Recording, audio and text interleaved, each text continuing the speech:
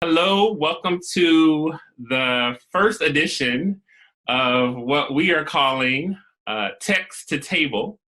Yeah. And that the idea behind Text to Table is right now we are in a time where race in this country and across the world is top of mind to everyone. So there's a lot of conversations happening between group chats now.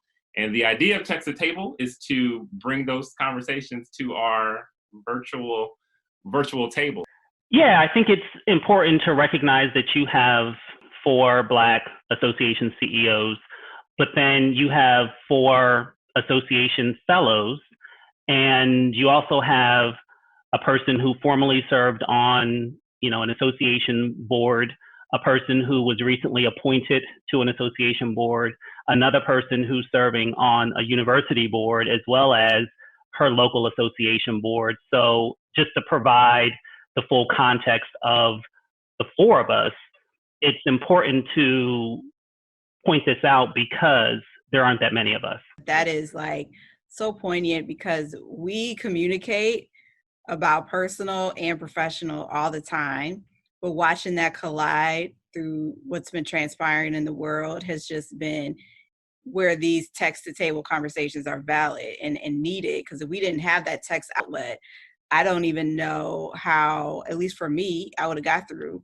that week, or I wouldn't even have the encouragement to be forward, even be having this conversation today. That context is really important, as you point out. It's great that we can celebrate ourselves and the success that we've had and being minorities in these roles that a lot of minorities don't serve, but we also have to deal with, a lot of the stuff that's happening now in the world, or we have had to deal with it as well, and haven't had the opportunity to talk vocally or be vocal about it. We've just had to deal with it and keep pushing. Welcome, everybody.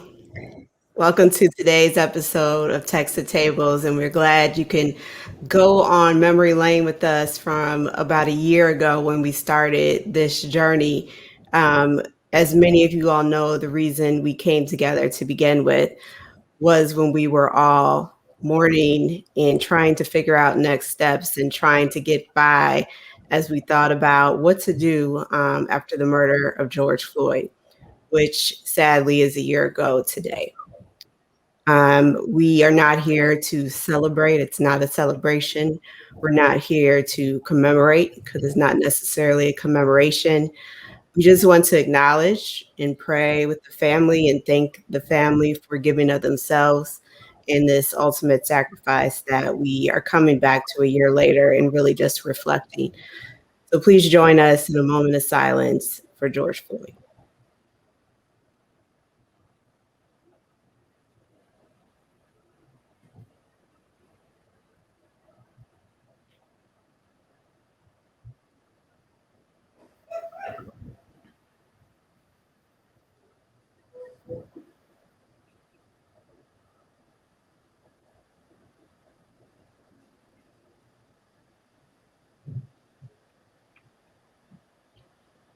Thank you.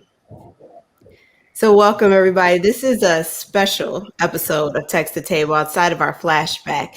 We are going to be talking about race in real estate. Now, you guys know we were supposed to do this last month, but we ended up having a verdict that we needed to discuss, and everything was off the table at that point. And we brought it to real time, what we were all going through at that moment. So we said we were going to do this episode, and we wanted to make sure that we brought it back. We're going to do it a little bit different. There is a phenomenal short documentary that we are going to be sharing with you all today called The Color Tax. And it's talking about some of the discrepancies and discrimination that has happened in real estate that really shapes how we all live today. Guys, you guys have seen it. Any pre-tips for the people that are about to see this?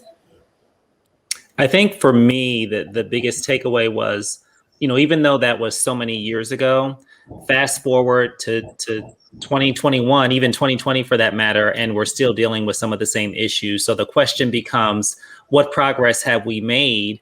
And if we haven't, what we've been talking about for the past year is the significance of systemic racism in all of this. And we still have so much more work to do. And I hope as you view this, you think about how we can truly address what's still a problem in this country, especially as it relates to real estate. And we know that real estate is the basis for wealth for many. And unfortunately for Black people, we don't always have access to it. Yeah, it's not even access, it's knowledge about it. And even if we do have access to it and the knowledge of it, there's still so much that happens that creates barriers for us to have access to it. So it is, you said so long ago, Shawn, that what's funny is this is under 60 years ago we're talking about. So I know, I wasn't here, but I wasn't that far off either. Yeah. Donté, Irvin, any thoughts? I'll reiterate, the more things change, the more they stay the same. For sure. Yeah, for me, it was just surprising. I mean, I had no knowledge to the depths like that this went in real estate. And I was just like, wow, like these really, you put families back generations, doing some of these practices. So it was educational for me. I will say, I'll add this one piece though, because Donté made me think of this. I know a lot of our audiences are within the nonprofit association space, and there's a tendency where we may separate this as this is just terrible, awful, what's happening when you see it. And actually what was reflective to me is how many themes carry over to a number of things from a systemic level, no matter what you're talking about. So this film specifically is talking about real estate, but I think there's a larger reflection on what are the systems in place, whether you are a part of it or not, that you are in, and how is that contributing to the systemic racism? That's so true. You're hitting it on the head. So we don't want to delay. We're going to go to this screening, and we hope that you all will watch it with us. We're going to watch it again as well, and stay with us to the end. We want you to share your comments and your thoughts, even as you're watching, in the comments for us, please. And then we're going to finally bring in somebody, Courtney Q Jones, who has a lot of experience on this. So that'll be our guest who will come in and chat a little bit more about it. So please stick around with us. Share your comments in the chat as we watch. And with that, I present to you guys the color text. I have seen this so many times, and every time I do, it just stings. That's the best way I could say it. It stings. Donté, what do you feel? Michelle, this is my second time seeing it, and it still was as if I was watching it for the first time, and I went through the same range of emotions. Stings. Yeah, I mean, it just imagine like where we could be had none of this been done to Black people before, Well, and here's the thing. Families and generations would be like. That documentary is specifically focused on Chicago. That's one city in the United States. So you multiply that out times all of the other cities across the United States, from West Coast to East Coast, North and South. And just, when you put numbers to that, it was 6 million back then in Chicago for that community. But just imagine what that's like across the nation. My mom is pissed. I just saw her comment. Hey, Mama. Mama Mills is coming through. So here's what I want to see, which are not in the docs. But again, I just like to think about these things when you connect all the threads. Is I think it's easier to paint a picture of villains, and particularly in some of the folks there, they were doing the contractors and the people who were actually doing it. And what I want to hear from and actually see, I want to see the people that just weren't doing anything, right? Like, you knew it was happening. Maybe it was your neighbor, maybe it was a cousin, an aunt. And if you think about it, that's the majority more than the people that probably were doing. And it wasn't the people who were malicious and they were literally trying to destroy the wealth. And that it's just all of those people that it wasn't necessarily impacting them. So I'm just going to act like I don't see it, or we're just not going to talk about it. And to me, that's like the overlay of what happens when we talk about stuff today. We like to focus on the villains, but actually it's like there's just a ton of people black, white, all over that just don't do anything. You just kind of see it. Silence. Yeah, and I think that's part of why we want to tell this story. Bruce Swordstein, he's one of the producers on this film, and it's a part of a documentary series called The Shame of Chicago. And to your point, Shawn, this is Chicago, but it's not a story just for us. Like, this has happened all over the country. And what's so frustrating is it was by design. And even when the government was aware, to your point, Irving, they stood by and encouraged it, you know what I mean, and helped it flourish. And Wanda's statement in here, this helps me understand my mother's fears of buying property. That is so real. And that's so real to this day.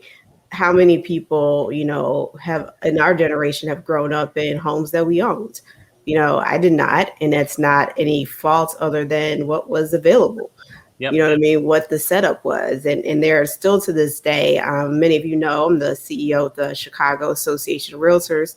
And there was a point when I wouldn't even been able to join the organization as a member just under 60 years ago. And so these practices are in place. And it's just one of those things where you try to dissect it. It's the feeling, the shame, the scaredness that just thrives and just, you know, it's hard. It's hard.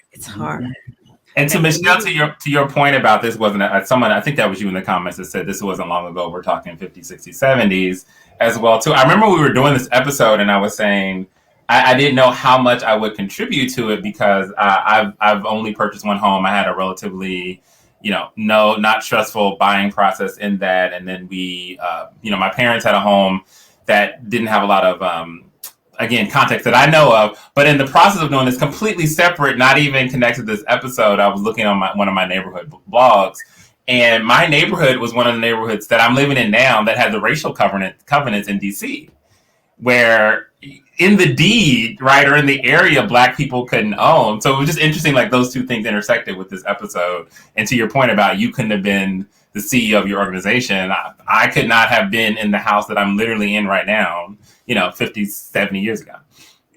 What I think about too, with all this gentrification going on in various cities too, where these families have lived in these same homes for generations and thinking that they own the home.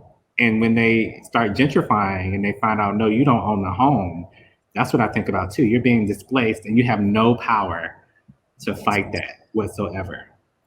So I thought about that as well. And then the other thing about, I can't remember the guy's name, but how people were like, oh no, this is just what you do. Like the lawyers and doctors who are getting in on this and just like, oh no, this is what happens. Like, this is how we invest our money, like it was, investing in the stock market and not asking questions about like the oppression that they were contributing to. It's crazy. But I think that also goes to the other point again with like the overlays. Like to me, like the things that I pick up with this even today, like two in particular. One, what we easily claim as oppression now never is labeled at it when it's happening. And it's always one or two or three outliers that have to stand up for it. And they're either ostracized, they have, bad reputation. But at the time, everybody's telling you that what you're seeing is not what you're seeing. And then I think the second part that's like the overlay, which I'm moving more and more into this kind of mode, is that we like to present things as like conversations and we're learning, but this change does not happen without agitation. Like there's no magical moment where we wake up and there's a utopia. It takes people who agitate it, they protest, they mess with people's brand reputations. That is literally, if you go through everything, that is how change really happens. Yeah, absolutely. Yeah. I mean, power isn't released freely. And if you think about how, governments have been overturned and change has happened in that sense, it's because people have stood up and, I put a comment in the chat, there's power in numbers. And when you stick together and all it takes is that one spark. And I think when people come together with a clear focus and an agenda, you can make something happen, but you can't sit back and, to your point earlier, Irving, and be quiet and just act as if nothing's happening. We all have a role to play in this. And unfortunately, it just takes much longer than I think it needs to in many instances. Because if you see something that's wrong or something that you don't agree with, speak up. And this is where privilege comes into play, at least from my perspective. How are you spending your privilege?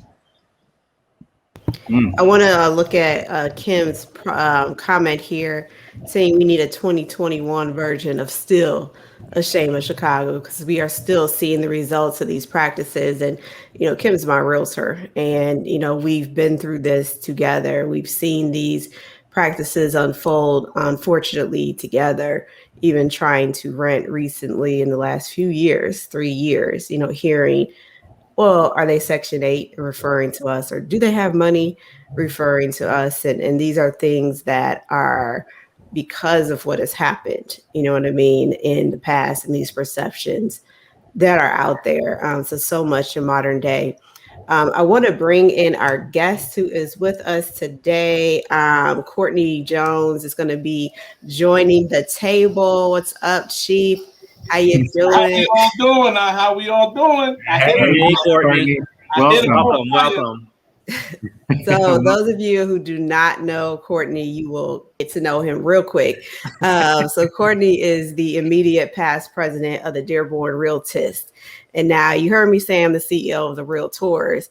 There's another organization, the National Association of Real Estate Brokers, that was started. And I mentioned how I couldn't join my organization. Well, within Courtney's organization, they couldn't join either. And so to Irving's point, instead of standing by, they went ahead and started their own organization. In that organization, we refer to as NAREB. So Courtney, give us the 30-second, what is NAREB, and even Dearborn that predates that. Give us all that rundown right quick. Real rundown is the consciousness of real estate. So when you see the Contract Buyers League, organizations like that are birthed out of organizations like NAREB and the Dearborn Realtors Board locally in Illinois. It's about restrictive covenants and Black people saying, you know what, enough of that. We deserve the right to own like everybody else. And it was a law. So you had to come together to fight the law. Boom. And that's where it's at. So that's why Courtney's here. I know, Courtney, you've seen the color tax 50 million times, been on the panels 50 million times. So we don't need to unpack that. But one of the comments we were just talking about is how we need a shame of Chicago now, how things are still happening. You're in this fight, in these trenches. What are you still seeing, and what can we be doing to not have this history keep repeating ourselves? Michelle, it's deep. And all of what has already been shared by all of you, profound points. Now executive director of the Black Coalition for Housing, it's really drilling into access to capital. I really believe that as a Black community, we have to be comfortable in our own skin, that we have to create an ecosystem economically where we operate like an engine so that our folks understand capital raise, how to access debt, what is equity in the deal. Most of us in the same age group were raised that you don't want to have debt. Debt is a bad demon. Well, we see the realistic view in real estate, debt is a friend, right? So, I mean, I sit at tables like many of you with folks who have terrible credit scores. Their credit is never often talked about, but they're doing $150 million deals. And these deals are getting funded in 2 weeks. But then we have a family trying to get a $160,000 FHA loan, and they got to damn near sweat it out through, 60 days. So to me, Michelle, it's a great question, but I really believe it's about crowdfunding. It's about pooling our resources. And I think it was Irving that made the point about outliers. I really believe it's holding folks who say they're partners and real friends to the Black community to say, put your money where your mouth is. And oftentimes that's standing out in the forefront and saying, this is wrong. JP Morgan Chase, you want to give $50 billion to these Black small businesses? Who's holding those dollars? Who are the fiscal agents of those funds? And that would go for every banking institution across the country. That would go to every lender, right? With CRA, we got folks who are giving money like, what's the guy over here in Detroit, Cleveland, Snyder and his group. How are you going to give money online and feel like you don't still have to be accountable to the Black community in terms of responsible lending. So we got to hold the folks accountable. Told you y'all get to know him right quick. I'm trying to behave, Michelle. I'm trying to behave. Well, you have to let her rip. Let her You rip. don't have to behave here. That's why we do this at 8:00. It's like our version of after hours. That's why we don't have a noon webinar. I like it because I'm better. Look, I'm better as the day go on. I'm better. No, So, we're in Chicago.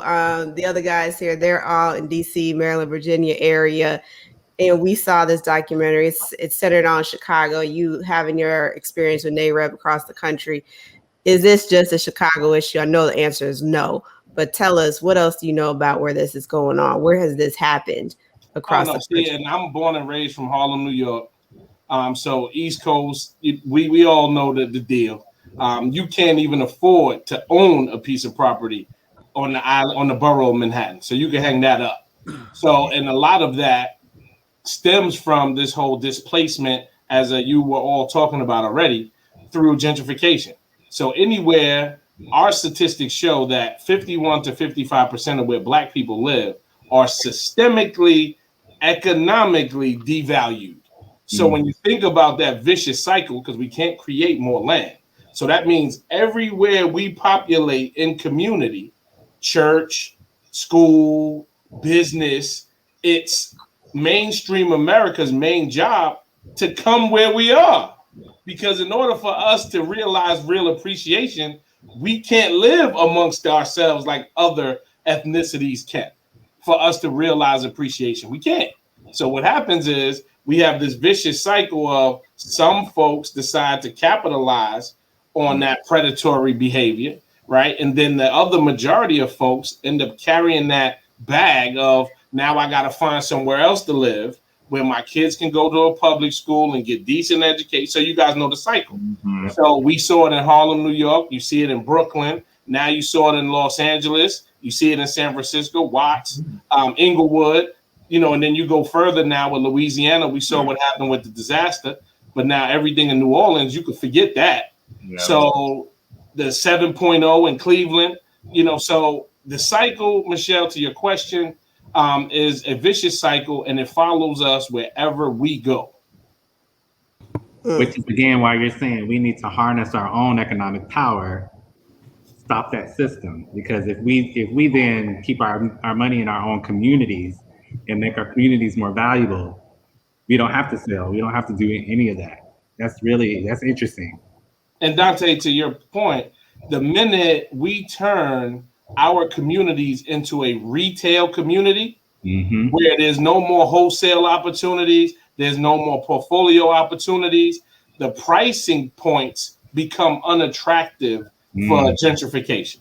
The minute we can have 50 families afford to buy in those areas, and grow appreciation through building infrastructure, build appreciation through having enough funding resources for our schools and for healthcare, then those Black families that live in those working class communities will see appreciation and equity grow in their home values. Because anywhere in this country where you find a good public school and solid infrastructure, everybody wants to live in that neighborhood. Yeah.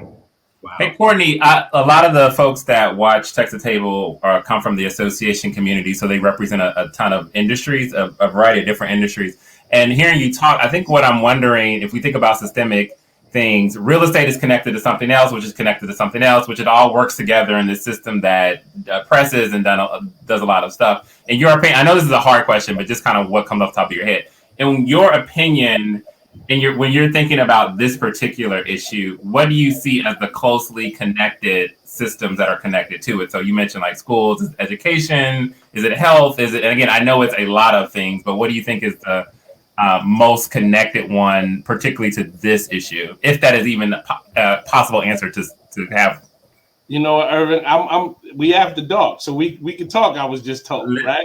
So I'm gonna give you an off the chart answer of none of the things that you offered. It's public policy. It's public policy. As we just saw with the Contractors Buyers League, the most profound thing that I took from, as Michelle already pointed out, watching this thing about 30 times, because in the first couple times I watched it, I cried. Because to see our families and our ancestors go through this type of stuff, it leads to the post-traumatic stress of why we get told, go to college, get a job, like stay in this real safe box that doesn't allow us to really expand our lineage for all of our kids to come to have some, better footing than we did, right? But public policy allowed for things like restrictive covenants. And the minute everybody decided that restrictive covenants was bad, then the law was removed. And at least now blacks can live in Beverly, in different parts of Chicago. So to me, if public policy made it so that, like the city of Chicago, Baltimore, Virginia, and other, or Norfolk or Chesapeake, or wherever we want to drill in at, if CRA guidelines, just to give an example, Irvin, if CRA guidelines were enforced at the local city level, so that the greater Chicago and other greater cities, if you receive black dollars in that city, then the lending restriction would be enforced. So you couldn't buy a mortgage to check the box of meeting the guideline. Those types of public policy changes change the total course of how Black Americans get dealt with in terms of industry across the board. To bring that full circle, we had Christina Swarns, the executive director of the Innocence Project, on probably a couple of months ago. And when we were talking about this, both of you guys are reconfirming a lot of the actual steps that we can take as just community members, not even association professionals, starts at like the local level. And what are you doing at the local level, from elections to policy to like all of this starts like literally in your neighborhood. Totally agree. I mean, what I loved about it was those families, without being politicians, without being pastors of churches, you saw faith leaders involved, but they just got tired and said, you know what, we're not paying. We didn't know what the outcome would be. You know how scary that is, that now you may not know if your house is going to be the next house where the sheriff and all these police officers, God bless you, show up at to remove you from the premise. But at least there was still that effort caused those predators to come back to the table and start renegotiating those terms in terms of just being humane.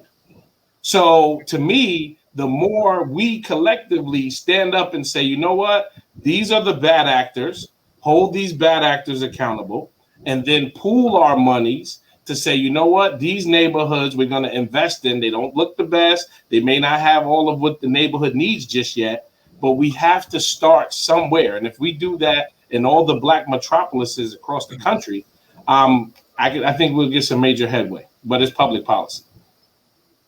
So Courtney, quick question for you. I was listening to you and thinking, okay, a lot of times we need a seat at the table. You and Michelle are on the inside, if you will, given the roles that you have in the industry, representing, realtors who are selling property. And we also are fortunate to have a Black woman as Secretary of Housing and Urban Development from, I would say the bigger umbrella.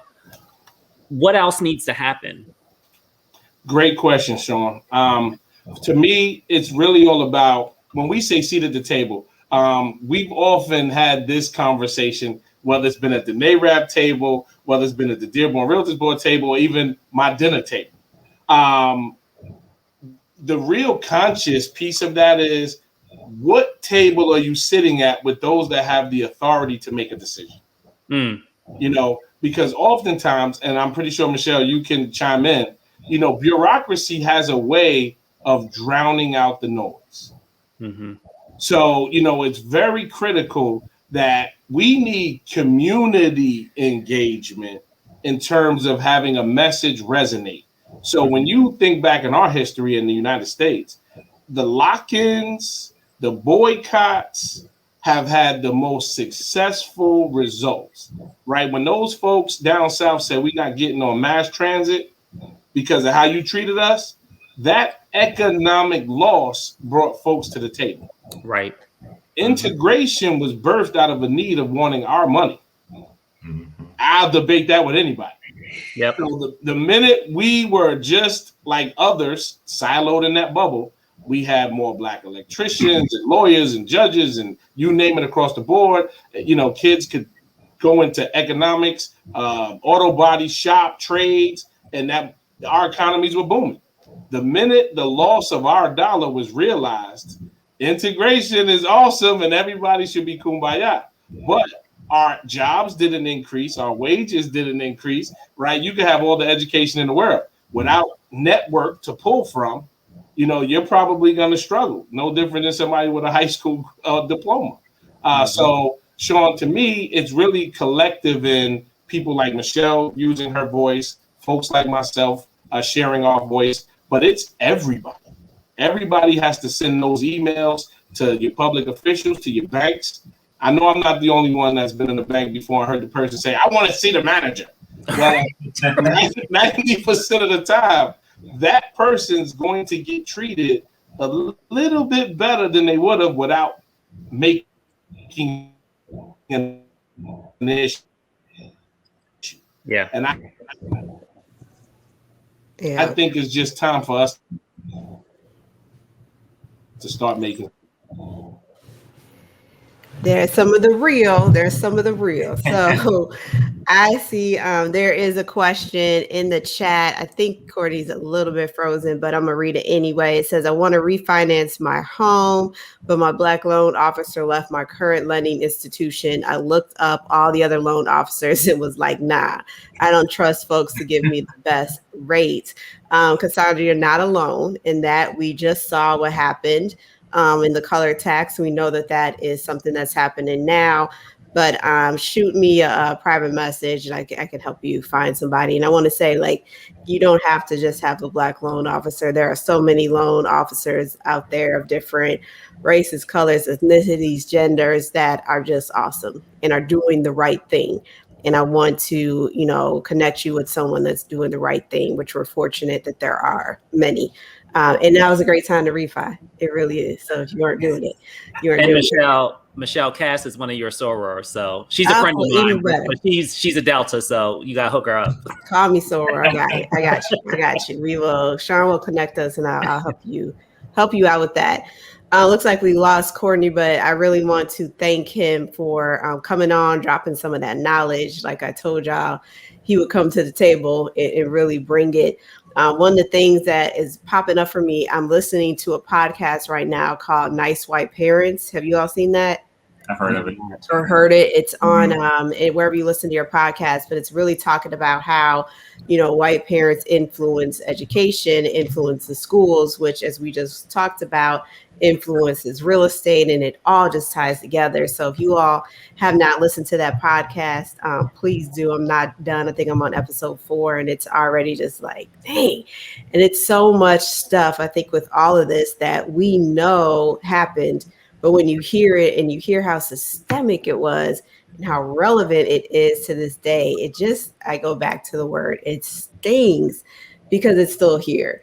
So yeah, and when you think about things like the appraisals that we're all hearing, all the stories around where a Black family will have all their Black photos up and then they put, their appraisal comes in and it's whatever it is. Then they go back, have a white family stand in for them, and their appraisals have come back $100,000 more. This is stuff that's happening today. And so I think what we heard from Courtney was public policy, and that is really where the change happens. So, that's kind of the piece that I want to leave with everybody is look at what you can do on the public policy side. Guys, I want to turn it to you all for last words. I know we are wrapping up soon. Just what your takeaway is from this. We got to educate ourselves and we got to band together and speak up and speak out when things aren't right. Because like I said before, change doesn't happen by being complacent or just being complicit with the way things are. The one thing that I've connected, and it was similar to what Irving said earlier, is that this is just, again, one place in our country and also just one industry where this is happening, right? And you have to think about this same systemic racism and oppression happens in all other industries as well. So those of you in the association community, think about what parallels you can identify that may be happening in your industry and what your association and what you can do, even in regards to public policy, to help change some of those systemic oppressions and racisms in your respective industries. On my end, since Michelle's dropping podcasts, the one I'm listening to is also somewhat connects to this, particularly with the policy level, is the Serials podcast. They have one on the Improvement Association, so check that out. That has a through line to this. And I think what I am leaving with is, as we're having this conversation, we're 1 year after George Floyd's murder, the distrust that Black people feel is valid. And it's a process that's going to take a long time, and there's a healing process. And so while people are very excited about DEIB right now, and there's a lot of energy around it, there's a lot of healing we got to do, and don't rush that process, because as you can see, this is one industry, literally one city and one industry. Mm-hmm. And we have a collective history of this happening across so many areas of our lives or our ancestors' lives, and that stays and carries with us. So this, process to a better, brighter, more diverse America is going to take a while, and let that happen. Indeed. I think we got Courtney back, and I just want to bring him on to share his information. If anybody, how can they support NAREB, Dearborn, you and your initiatives and a lot of what you're doing? Give us what you want us to know. No, really quickly, our new dynamic president, Gwen Newton, and that board here at the Dearborn Realtors Board is more fire. If you're about, building Black wealth through real estate, I recommend to all of my realtor partners out there that you definitely want to join and be a part of the Dearborn Realtors Board and your local NAREB chapters across the country. You can find us here under her leadership at chicagorealtors.com. So you can't miss it. But Michelle, we have a lot coming with the Black Coalition for Housing, specifically drilling in, working with Black developers, Black contractors, just trying to make sure we unlock the land that a lot of bad actors have in our Black communities that are driving up price points because we have inventory, but we can't get our hands on it. And we have too many credible developers here that can actually be converting those distressed, vacant, and abandoned properties and turning them into, first-time homes for a lot of our working-class Black families in these neighborhoods, adding to the tax revenues to increase the schools, the infrastructure, and so forth. So more to come. Thank you, Courtney. We want to thank everybody for tuning in with us tonight for this honest conversation. As always, the replay will be up. However, the documentary portion will be omitted from the recording, as this was a private screening. So if you missed it, sorry. Catch it next time. Subscribe. You could have been here. Sorry. But the conversation is still dynamic. So share this. And if people weren't here to hear it, please continue to share, text the table, and bring people back to the table. We've put all of our upcoming dates on our Facebook page, so please save this. If you aren't getting our emails, make sure you sign up for our email blast so that you can lock in the dates on your calendar. And as always, we just thank you all for being here. We thank our production team for making this happen, Janae and Vanessa. And as always, we'll see you back at the table. Thanks, everybody. Thank you, Courtney. Bye. Thank you. Thank you for having me. Thanks, Courtney.